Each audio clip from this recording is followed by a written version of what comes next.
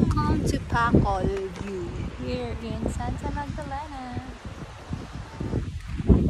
Ngayong araw ay pumunta kami sa Pacol View sa Santa Magdalena. Hindi ko alam yung specific na barangay kung ano yung barangay. Yung Santa Magdalena is one of the municipality of Sorsogon. Para sa mga hindi nakakaalam. So, located siya sa katabi siya ng Bulusan. Pwede kang dumaan ng Bulusan papunta sa Santa Magdalena. And yung sa kabila is pwede kang dumaan, dadaan ka ng Kasiguran, Huban, Irusin, tsaka Matnog. Tapos Santa Magdalena na. So dito, yung view naman na makikita mo kung dito ka dumaan, ayan, yung napakalawak na dagat, tsaka yung mga landscape. So very beautiful din siya. Pag doon ka naman sa kabila dadaan, makikita mo yung Mount Bulusan. So, napakaganda din ng view doon.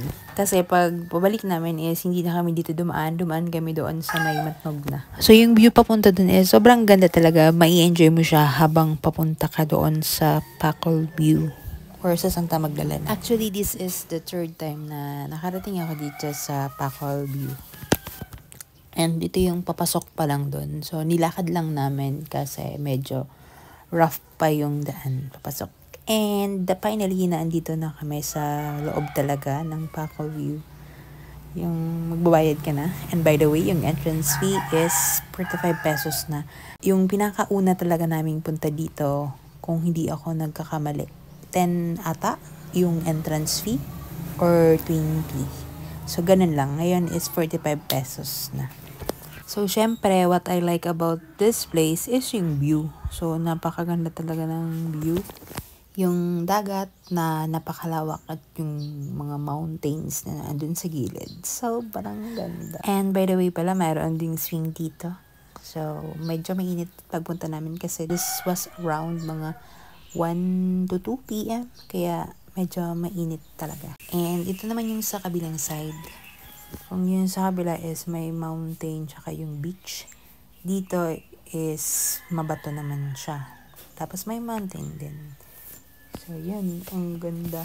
Nung pumunta kami dito, wala pang ganito. Wala pang daanan papunta sa baba. And this is also the first time na bumaba ako. Kasi, nung pumunta dito yung mga friend ko, nang bumaba sila, hindi ako nakasama. So, ngayon, maganda na yung daan pababa. Alam niyo ba yung pakiramdam ko after namin pumunta dito is nagbakasyon na kami somewhere like in Boracay, ganyan, sa malayong lugar. Kasi napakaganda talaga ng lugar. So, naandun yung mga kasama ko kasi noon na talaga akong bumaba kasi I was capturing yung view tsaka yung tahimik na lugar. Kasi diba, pag may kasama talaga mag-uusap kayo. Kaya yun, noon na lang ako para makakapture ako ng yung sounds ba, yung hangin lang, yung dagat.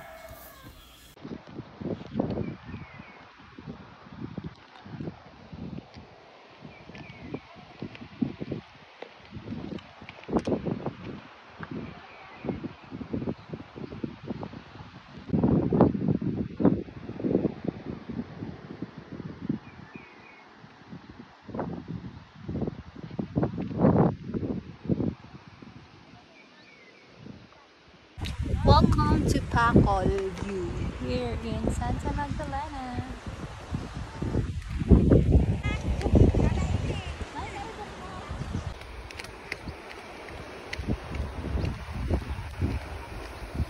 It's so beautiful, and this one is also beautiful.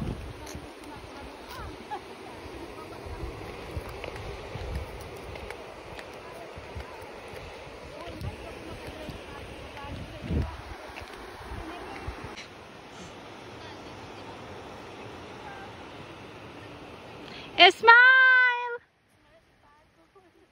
Dito na tayo sa pinakababa sa dagat.